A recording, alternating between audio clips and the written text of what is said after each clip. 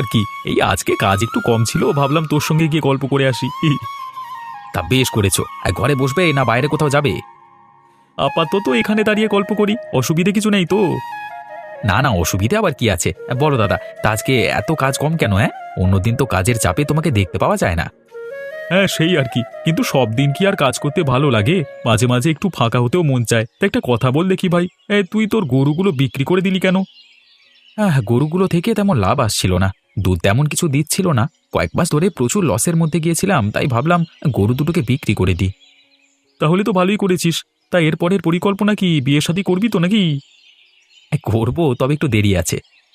সে কি রে, আর কত দেরি করবি বল দেখি? আরে বয়স তো হয়ে গেল, শীতকাল পড়ে গেছে, এরপর তো নিজে নতুন সংসারটা শুরু করে দে। আরে নতুন সংসার তো শুরু করবই, আর এই শীতেই সেটা করব, সেটা তোমরা দেখতে পাবে। তার মানে কাউকে ঠিক করে রেখেছিস নাকি? হ্যাঁ না না, সেরকম কিছু নয়। আসলে একটা জিনিস নিয়ে ভাবনা চিন্তা করছি, সেটা আগে থেকে বলা যাবে না, তবে শীতকালই আমার সংসারে সে প্রবেশ করতে চলেছে। তা আমাদের আগে থেকে জানাবি না বলছিস? জানালে হবে না, সে আমার সংসারে এলে দেখবে সবার উপকার হবে। অন্তত এই গ্রামের যারা ভালো মানুষ তাদের তো উপকার হবেই হবে। আমার যে জানতে খুব কৌতূহল হচ্ছে রে, কি এমন জিনিস সেটা যে তোর সংসারে এলে আমাদের সবার উপকার হবে? হ্যাঁ, কৌতূহল থাকা একটু ভালো দাদা, তবেই তো মজা আসবে। সময় হোক, ঠিক দেখতে পাবে। ঠিক আছে ঠিক আছে, তাহলে সেই আশাতেই আমরা বসে রইলাম, দেখি শীতের দিনে তোর নতুন সংসারে কি এমন আসে। তুমি কি আর আমার বাপের বাড়ি যাবে না বলে ঠিক করেছো? যেতে তো আমার কোনো অসুবিধে নেই, কিন্তু কি জানো তো, পরের রাজপ্রাসাদ থেকে নিজের কুঁড়ে ঘর অনেক ভালো। হ্যাঁ, কিন্তু বাবা মাকে তো খুব দেখতে ইচ্ছে করে, কত মাস হলো দেখিনি। দেখতে কার না ইচ্ছে করে, কিন্তু তোমার দাদার জ্বালায় তো ও বাড়িতে টিকতে পারি না। তোমার দাদার মুখের যা ভাষা আর যা ব্যবহার, তাতে ও বাড়িতে যাওয়ার থেকে না যাওয়া অনেক ভালো। কিন্তু তাতেও অন্তত মা বাবার জন্য সমস্ত মান সম্মান দূরে রেখে আমাদের একবার করে যাওয়া উচিত। তোমার কথা তো আমি কোনোদিন অগ্রাহ্য করিনি, তবে হ্যাঁ, তোমার দাদার সঙ্গে কিন্তু কথা বলতে বলো না। আমি কিন্তু তোমাকে নিয়ে যাব, তোমার বাবা মার সাথে কথা বলে বাড়ি চলে আসবে সেদিনই, ঠিক আছে? এক রাতও কিন্তু আমি ওখানে কাটাবো না। সত্যি দাদাটা যে কেন এমন দিন দিন হয়ে যাচ্ছে কে জানে, এরকম ছিল না জানো। সঙ্গদোষ ছাড়া আর কিছু নয়, এদেরকে মুখে বলে বোঝানো যায় না। তোমার বাবা মায়ের সঙ্গে সবসময় তো ঝগড়া ঝামেলা করে, লোকজন ডেকে চাপে ফেলে এদেরকে শায়েস্তা করতে হবে। ও কথা বলো না, তখন দেখবে নিজের ছেলেকে বাঁচানোর জন্য বাবা মাই সবার আগে গিয়ে দাঁড়িয়ে আছে। যাক, সেসব কথা বাদ দাও। যে যেমন হতে চায় তাকে হতে দাও। আমরা একদিন গিয়ে ঘুরে আসবো, মাঝে মাঝে তাদের খবর নেব, কর্তব্যের খাতিরে, ব্যাস এটুকুই। এখন আমাকে খেতে দাও, কাজে বের হতে হবে। তোমার ব্যবহারটা ঠিক করো চঞ্চল, তোমার ব্যবহারের জন্য কেউ আমাদের বাড়িতে আর আসতে চায় না। আগে আমাদের বাড়িতে কতজন লোক কুটুম আসতো, কিন্তু এখন আর কেউ আসে না, ঘেন্নায় ঘেন্নায়। আসবার তো কোনো প্রয়োজন নেই, তাদের কি নিজেদের বাড়ি নেই?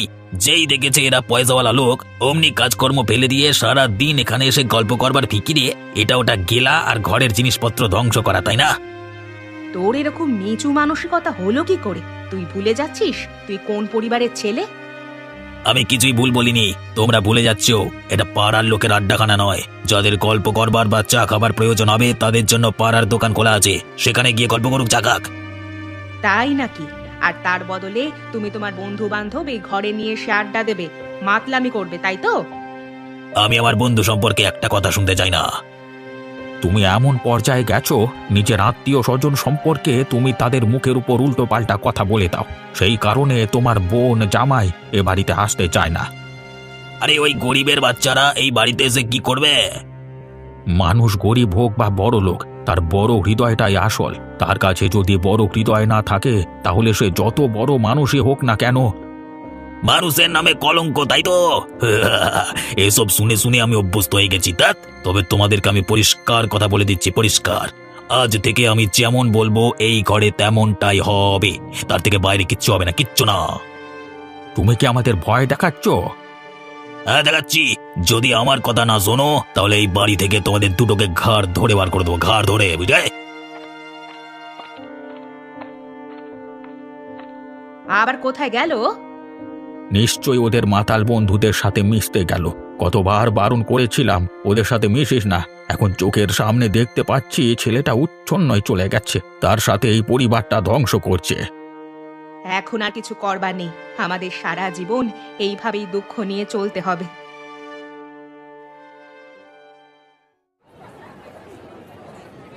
কি বলবো ভাই, এই সবই হচ্ছে ব্যাপার। আমার ভাগ্যে যে এরকম ধরনের পরিবার জুটবে সেটা বুঝতে পারিনি। চঞ্চলদা সহ আরও কয়েকজন যে অনেক বাড়াবাড়ি শুরু করেছে সেটা তো আমি তোমাকে আগেই বলেছি। এই বাজারের দিকে আসবার খাতিরে তোমার সঙ্গে দেখা হয়, তুমি আবার এসব কথা যেন দিদিকে গিয়ে বলো না, ঠিক আছে? আরে না না, তোমার সঙ্গে যে দেখা হয় সে কথাই আমি বলিনি। তোমার দিদি তো কালকে আমাকে ধরেছিল বাবা মাকে দেখতে যাবে বলে, আমিও যাব বলেছি, কিন্তু এটাও বলে দিয়েছি যে রাত কাটাবো না, গুটি কয়েক কথা বলেই চলে আসবো। কিন্তু আমার কি মনে হয় জানো দাদা, জেঠু জেঠিমাকে ওইখান থেকে নিয়ে চলে আসাই ভালো হবে। চঞ্চলদা অনেক অত্যাচার শুরু করেছে। তোমরা গ্রামবাসীরা মিলে কিছু একটা করতে পারো না? সকল গ্রামবাসীরা তো তাদের উপর প্রচণ্ড রেগে আছে, সুযোগ পেলেই তাদের উত্তম মধ্যম দেবে, কিন্তু সেই দিকে আবার একটা বাধা আছে। কি বাধা আছে ভাই? দুঘা দিয়ে দিলি তোরা সোজা হয়ে যায়, আবার সোজা পথে ফিরে আসবে। সেই কাজ করতে গেলে প্রথম বাধা দেবে আপনার শ্বশুর আর শাশুড়িমা। ছেলে যতই খারাপ হোক না কেন, হাজার হোক তা ছেলে তো, তাই জন্যই আর কি। তাহলে কি কোনো উপায় নেই? ওদের একটা দল আছে, ওই দলটা আমাকেও একবার একা পেয়ে খুব হেনস্থা করেছিল। আমার সেই থেকে ওদের উপর রাগ আছে, তবে আমি একটা ব্যবস্থা করছি। কি ব্যবস্থা করছো ভাই? এই শীতের দিনে আমার সংসারে নতুন একজনকে আনছি। কাকে কাকে আনছো? হ্যাঁ, সেটা আমি আগে থেকে কাউকে জানাচ্ছি না, তবে সে এলে কিন্তু এদেরকে সায়স্তা করে দেবে। তাই নাকি? তাহলে তো খুব ভালোই হয়। যাক, এই কদিনের মধ্যে আমরা হয়তো যাব। শেষ অপমানটা একবার সহ্য করে নিই, তারপর তুমি সকলকে চুপ করিয়ে দিলে অনায়াসেই মাসে দুবার করে অন্তত তোমাদের ওখান থেকে ঘুরে আসতে পারবো। তা বাজার করা কি হয়ে গেছে? হ্যাঁ, হয়ে গেছে। চলো ভাই, এবার যেতে হবে আমাকে, ওদিকে অনেক কাজ পড়ে আছে। এলাম এবার, পরে দেখা হবে আবার, কেমন?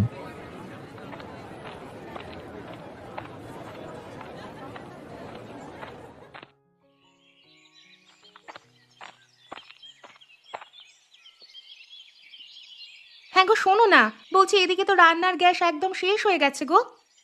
তাতে কি হয়েছে? উনানে রান্না করো। জ্বালানি তো সেরকম কিছু নেই, আসলে গ্যাস আসার পর থেকে উনুনের ধোঁয়া খেতে আর ভালো লাগে না। সবকিছু নিয়েই চলতে হবে গিন্নি। আরে দুজনের সংসার, 2 মাস অন্তর অন্তর গ্যাস লাগে, সবসময় তো আর গ্যাস কেনবার সামর্থ্য থাকে না। কিছু কিছু জ্বালানিও ব্যবহার করে রান্নাবান্না করো। আমাকে ওসব বলে লাভ আছে? গ্যাস আসার পর থেকে তুমিই তো জ্বালানি এনে দাও না, তাহলে আমি কি করব? আসলে কি জানো তো, জ্বালানির দামটাও অনেক, এখন তো আর সেইভাবে গাছ কাটা হয় না, তাই জন্যই জ্বালানির দাম আগুন হয়ে যাচ্ছে। তাহলে ওই কথা নিয়েই বসে থাকো, রান্না বান্নাও করতে হবে না আর খাওয়া দাওয়াও করতে হবে না। হ্যাঁ, গোবরের ঘুঁটে হলে কিন্তু খুব ভালো হতো, কিন্তু এইদিকে আমাদের দেবাশিসও তার গরু দুটোকে বিক্রি করে দিয়েছে। একেবারে সমস্যায় পড়ে গেছি চারিদিক থেকে। গ্রামে তাহলে এরপর থেকে জ্বালানির অভাব দেখা দিতে শুরু করতে চলেছে। ওই চঞ্চল তো অনেক আগে থেকেই তাদের পারিবারিক সব গরুগুলোকে বিক্রি করে দিয়েছে, তারপর সেই টাকায় ফুর্তি করে বেড়ায়। না হলে তো আমাদের ঘুটের কোনো অভাব থাকতো না। হ্যাঁ, তা যা বলেছ।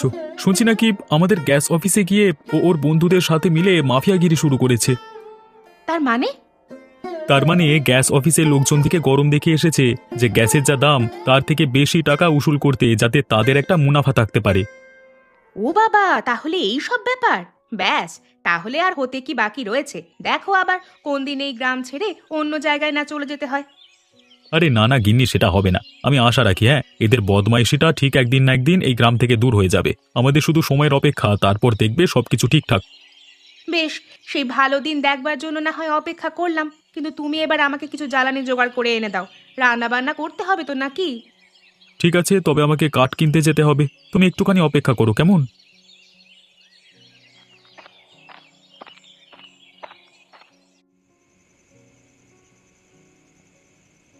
বেটা বাপ এমন করে টাকাগুলো আমার কাছ থেকে আটকে রেখেছে যেন আমি একটা টাকাও নিজের হাতে না পেতে পারি।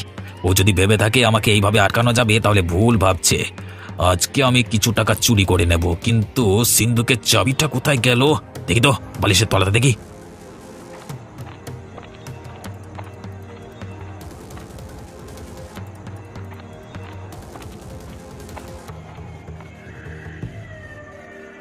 সিন্ধুকের চাবি ওখানে পাবে না, চাবিটা আমার কাছে আছে, তুমি বৃথা চেষ্টা করছো। আরে বাবা বাবা, তুমি এখানে কি করছো বাবা? বাবা, প্রশ্নটা তো আমার তোকে করা উচিত, তুই এখানে কি করছিস? আমার একটু দরকার ছিল বলে তোমার ঘরে এসেছিলাম। আমার ঘরে দরকার? তাও আবার আমার সিন্ধুকের চাবি নিয়ে দরকার?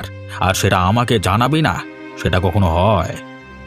দেখো বাবা, তুমি কিন্তু ভুল ভাবছো আমাকে, আমি সেরকম কিছু বলতে চাইনি। আমি কিছুই ভাবিনি তোকে, তুই আমার ছেলে, আমার ঘরে তোর দরকার থাকতে পারে বই কি। কিন্তু একটা কথা বলতো, সিন্ধুকের চাবি নিয়ে তুই কি করতিস? হাতে টান পড়েছে বুঝি? টাকার দরকার? হ্যাঁ দরকার। কেমন বাপরে তুই, ছেলের হাতে একটা টাকাও না দিয়ে সমস্ত টাকা জমিয়ে রেখে দিয়েছিস।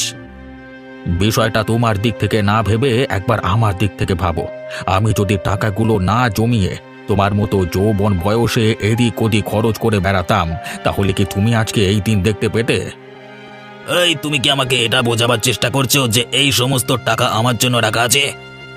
হ্যাঁ, আমি সেটাই চেষ্টা করছি, আশা করছি তুমি বুঝবে। না, বুঝবো না। আমার জন্য কত কি রাখা আছে সেটা আমি বুঝতেই পারছি। এই জন্যই তো এদিক সেদিক ভিখারির মতো ঘুরে বেড়াই হাত পেতে পেতে, যত সব।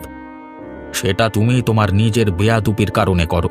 তোমার হাতে যে টাকা পয়সা থাকে সেগুলো তুমি নিজের ফুর্তি করতে করতে উড়িয়ে বেড়াও, তাতে আমি কি করব? ব্যাস, আমি আর একটা কথা শুনতে চাই না তোমার মুখ থেকে, আমি চললাম।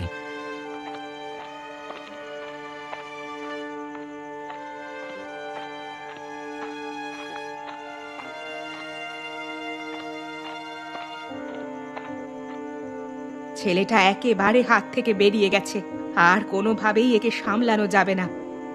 হ্যাঁ গিন্নি, তুমি ঠিকই বলেছ, আমার পক্ষে আর ওকে সামলানো সম্ভব না। আমি একেবারে হেরে গেছি। হ্যাঁ দাদা, এরকম সার আপনি আগে দেখেছেন কি? কোথাও পাবেন না, শুধুমাত্র আমার কাছে ছাড়া।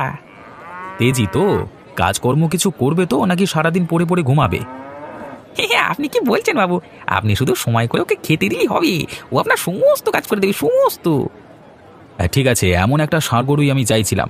একে দেখে আমার বেশ পছন্দ হয়েছে। তা আপনি দাম কত চাইছেন এটার জন্য? এর চেহারার কাছে কাউকে দাঁড়াতে হবে না, দেখতেই তো পাচ্ছেন। তাই এর দাম মোটামুটি আমি এই 50,000 টাকা চাইছি। মানে 1,000-5 টাকা একটু কম করুন, তাহলে তো সব দিক থেকে সুবিধা হয়। না না দাদা, এই 5,000 টাকা কম করতে পারবো না, বুঝতে তো পারছেন।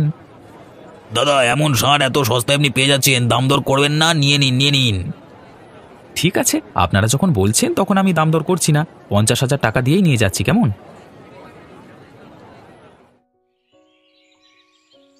বাবা, মা, কোথায় তোমরা? আমরা এসেছি বাবা, বেরিয়ে এসো।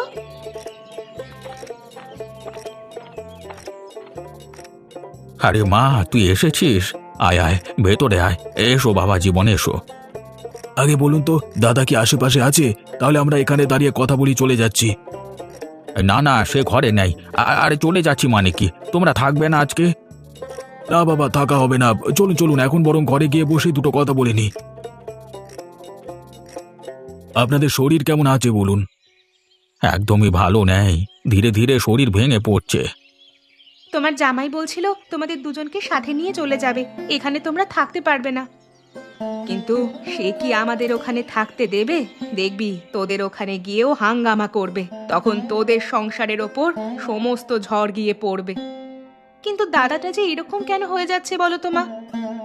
সঙ্গদোষ, সঙ্গদোষ, সঙ্গদোষে ছেলেটা আমার নষ্ট হয়ে গেল। আপনাদের উচিত একবার থানায় জানানো। যখন আইনি আওতায় আনা হবে না, তখন দেখবেন এমনিতেই সোজা হয়ে যাবে।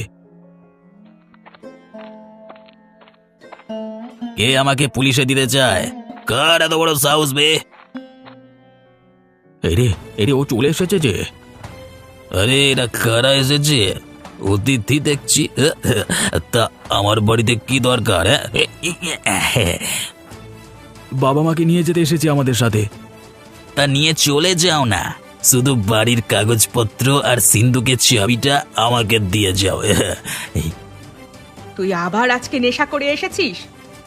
হ্যাঁ করেছি, বেশ করেছি। তাদের কার কি যায় আসে? এদের এই বাড়ি থেকে দূর কর, নাহলে তোদের কপালে কিন্তু অনেক দুর্ভোগ আছে, অনেক দুর্ভোগ। আমরা চলে যাচ্ছি, অত চিন্তা করতে হবে না। চলো চলো, আমরা চলে যাই। নীলিমা চলো।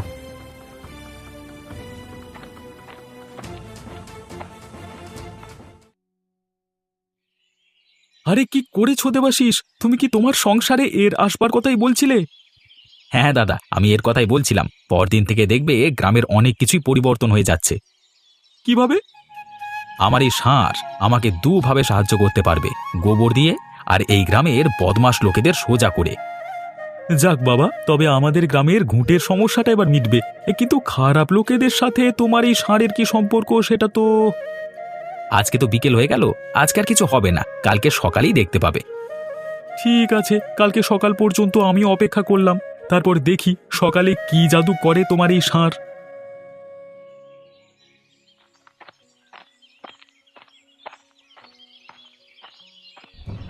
এই দেখো দাদা, আমার এই নতুন সদস্যের কামাল। যাও ষাঁড় বাবা, তুমি তোমার কাজ শেষ করে দিয়ে চলে এসো, ব্যাটাদেরকে গুঁতিয়ে একটু ঘায়েল করে দিয়ে এসো দেখি।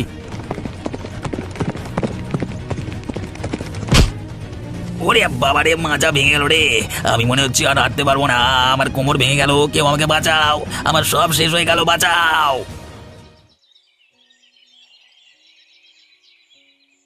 ওরে বাবারে, এসবই আমার তোমাদেরকে কষ্ট দেওয়ার ফল। আমি আমি আর কোনোদিন তোমাদেরকে কষ্ট দেব না বাবা মা।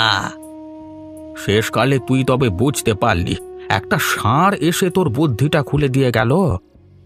উরি বাবা, পেছন থেকে এসে দুম করে মেরেছে। আমি একেবারে ছিটকে গিয়ে দূরে পড়েছিলাম, কোমরটা কি লাগাল লেগেছে, একেবারে টনটন করছে, টনটন করছে। ঠিক আছে, তোকে আর বেশি কথা বলতে হবে না, তুই এখন চুপচাপ বিশ্রাম নে। আমরা আছি তো দাদা, তুই কোনো চিন্তা করিস না, তুই একদম সুস্থ হয়ে যাবি আগের মতো। ওরে ওরে, তোদেরকে আমি কত অপমান করেছি, আর তোরা আজকে আমার এই বিপদের দিনে আমার পাশে এসে দাঁড়িয়েছিস। সৎ মানুষেরা সেটাই করে, তোর মতো গাধারাই মাথা গরম করে গুরুজনদের অপমান করে। আমি এতদিনে বুঝতে পেরেছি তোমরা কেন আমাকে ওই ছেলেগুলোর সঙ্গ ত্যাগ করতে বলতে। আমার খুব বড় ভুল হয়ে গেছে। ঠিক আছে, এখন আর এত চিৎকার চেঁচামেচি করতে হবে না, আগে সুস্থ হয়ে ওঠ, তারপর তার কথা, যা হবে দেখা যাবে। সুস্থ হয়ে উঠবার পর তুই যা পারিস করবি, আমরা না হয় বৃদ্ধাশ্রমে চলে যাব। ও কথা বলো না মা, তোমরা ছাড়া যে আমার সংসারে আর কেউ নেই। কেন দাদা, তুই তোর বন্ধুদের নিয়ে এই শীতের দিনে নতুন সংসার গড়ে তুলবি, তোকে তো কেউ বারণ করেনি। না রে বউ, না, আমি পারবো না। দীপঙ্কর দা আসেনি? এসেছে, কিন্তু কোথায় গেছে জানি না।